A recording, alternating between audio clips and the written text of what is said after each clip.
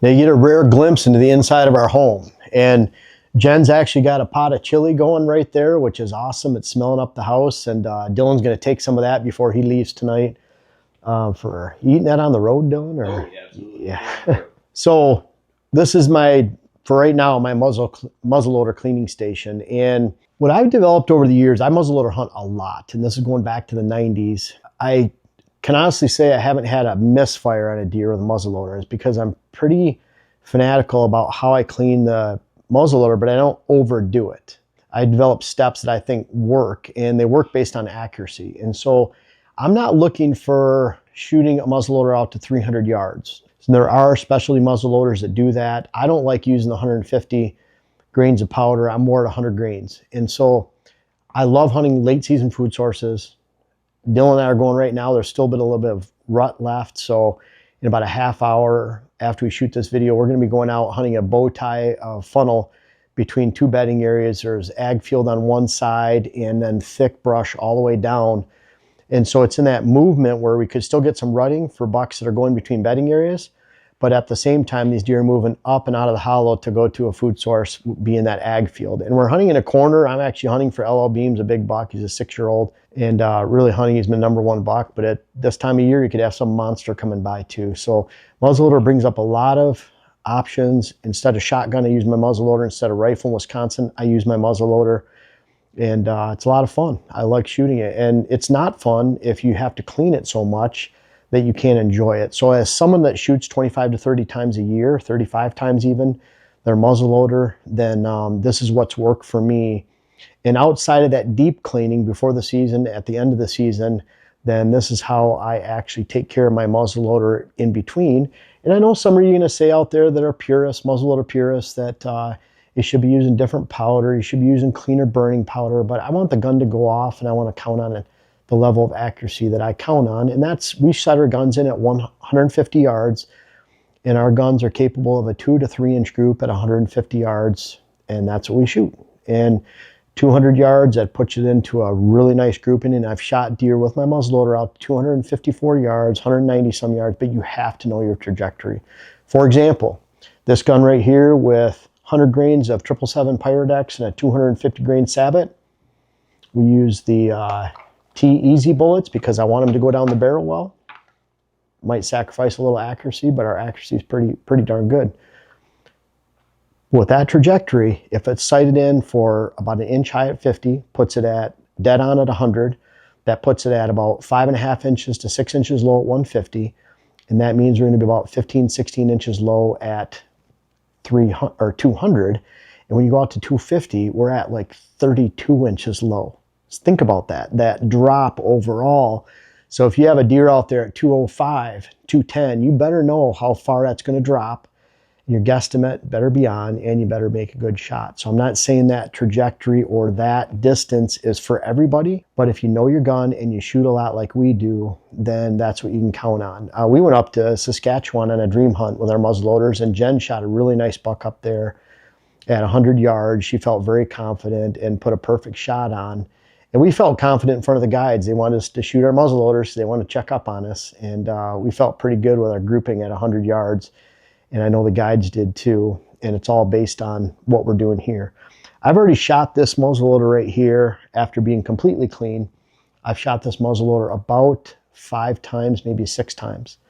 And so it's getting into that range where I want to clean it again. The Sabot's starting to get a little bit hard to push down the barrel. And so the first thing I want to do is I'll take this is a barrel blaster solvent spray. You know, you can read all kinds of stuff. It's a solvent spray. It's supposed to break down the muzzleloader or the black powder. So I like something like this. You might like something else. It doesn't really matter.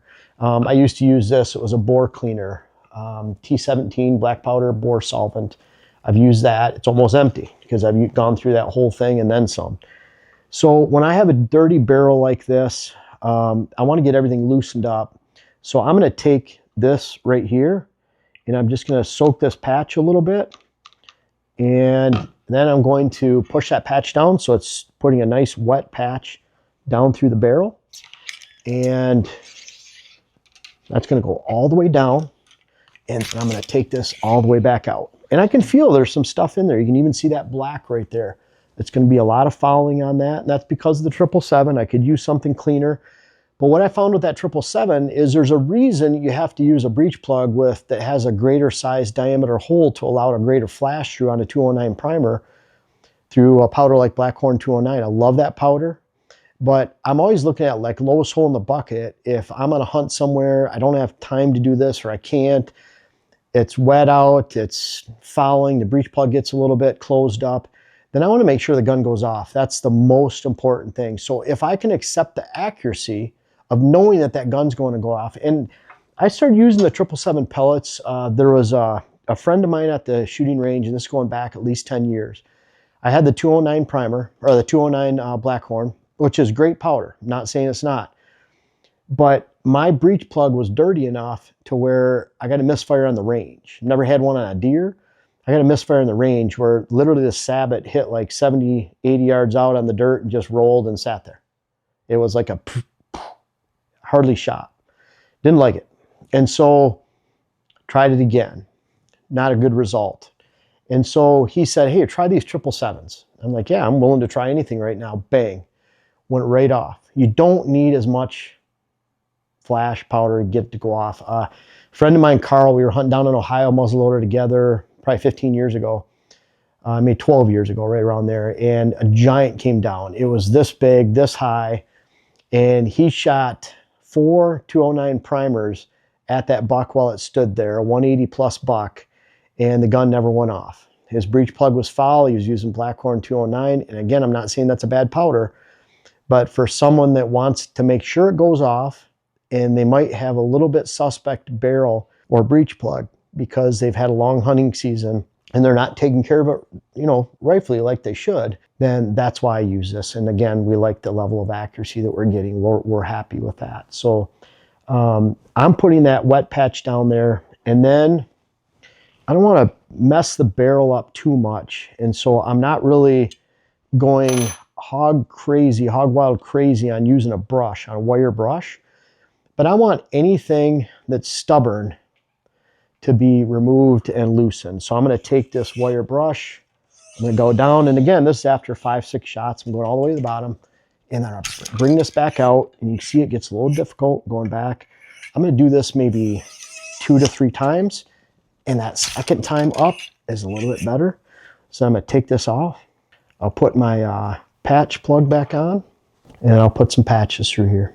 And I'll actually take one more wet patch just to make sure everything's loose, it picks up more. And then I'm going to put some dry patches through here. So this wet patch will go down,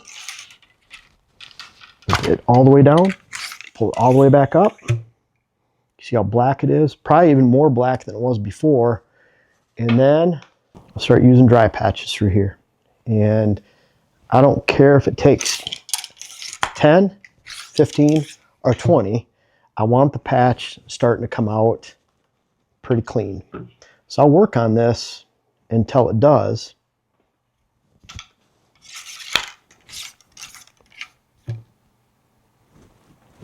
What you'll find is if you have a dirty barrel and it starts building up more than you'd like it to, then you're going to find that you start shooting and you start throwing rounds through it, and even the 209 primers can be dirty. They'll get the barrel dirty. Then you're going to find that you're pushing this down and it's going to get tight. With pushing down, even this, we call it T, it's called T-Easy, those barn sabots that we have, and even with those, they'll start going down rough. I started using those because I was using it at a Thompson Center. This is a CVA.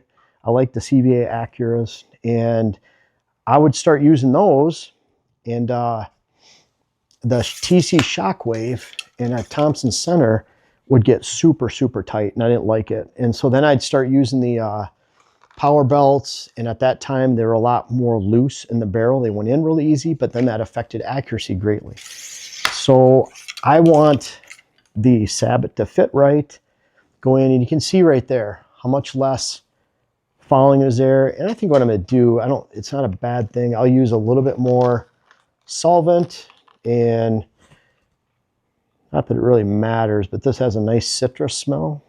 So it's almost like it makes it feel like it's getting clean. Again, I'll just keep pushing this through, getting it clean, and there's a very important step after that. You can see how much more I got on there. Put some dry ones through.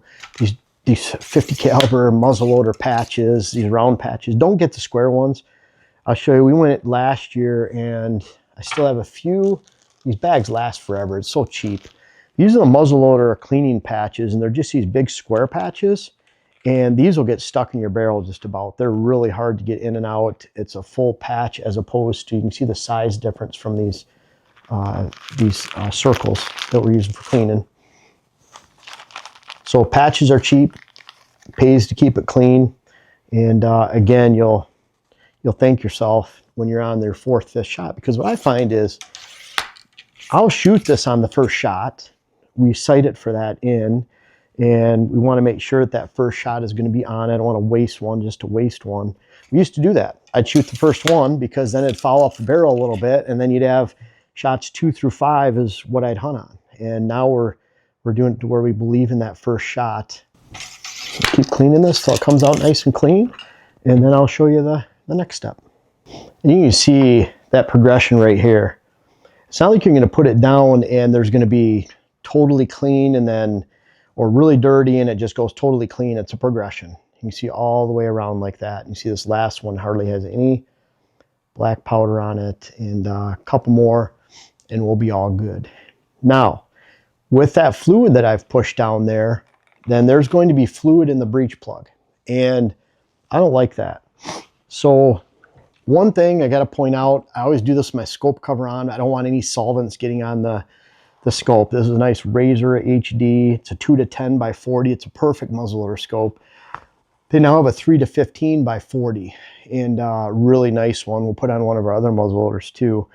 But there'll be fluid that'll come out the back here. So then I'll take one of the big square patches that we don't like for ramming down the barrel, and I'll make sure that I clean up all this moisture right here and all this solvent on the back side right here, because you have to be really careful with your firing pin. The firing pin can foul, and they have a pin. They have a actual tool to pull out that firing pin, and you want to take that out and clean it. I've learned the hard way. So make sure you do that. And I would say, I'm sure that some recommend doing it every 5 shots like this, but I would take that out usually maybe middle of the season, beginning of the season, end of the season, and meaning I'm shooting about 30 to 35 shots. I might do that halfway through, beginning and end, but I'm not doing it every 5 to 7 shots. And you can see a little bit of garbage that came back there. Now, to me, there's still moisture in there that hasn't come out. So then I'm going to go outside real quick, and I'll take a 209 primer, and I'm going to fire one of these primers through the barrel, because I want that to clean out that moisture that's back there, because that could really affect that shot accuracy. I don't want that moisture getting into a load, and say I let that load sit for a while, that moisture gets in there, and that's a portion of that charge. Even if it's 95%, it's going to affect accuracy. So I'm going to go out and take that and do that.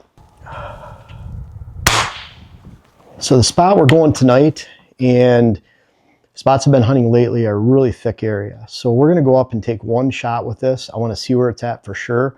It should be on, but I like shooting the gun, and especially after I clean it, I like shooting one through there. I want to go see where it hits, and I would expect, I'm going to shoot this at 50 yards. I would expect this gun to hit somewhere center of bullseye, left to right, and I want to be towards the top of the bullseye. It's a 2-inch circle. And I want to be right on that top, because about 1 inch high is dead on at 100. And where we're hunting tonight, our shots are not going to be more than 60, 70 yards. I'm not sitting in any of our 150 yard blinds or 200 yard blinds yet. So I want to have that nice level trajectory out to 100 yards where I can just aim exactly where I want to hit and expect it to hit there. So we're going to go up, take one shot, see where it hits, but it should be right at the top of that circle. We'll go fire off around and get back out to the woods this afternoon. Thank you guys so much for watching the video. You're our best followers. You followed all the way to the end of the video. Really invite you to check out our website. We have our earthway spreaders for sale, great Christmas presents. We're booking clients right now, all 5 of us. So by the end of December, it seems early, but by the end of December, our schedule will be booked for 2025. It's hard to believe. I'm already booked for December and most of January, February. We have our web classes, the rut web class, how to design your whitetail property, and really important, hunting hills and thermals, understanding the wind. Those are great products on our site, all the books. Thank you so much for watching all the videos, buying the seed that you did this year. Really appreciate you.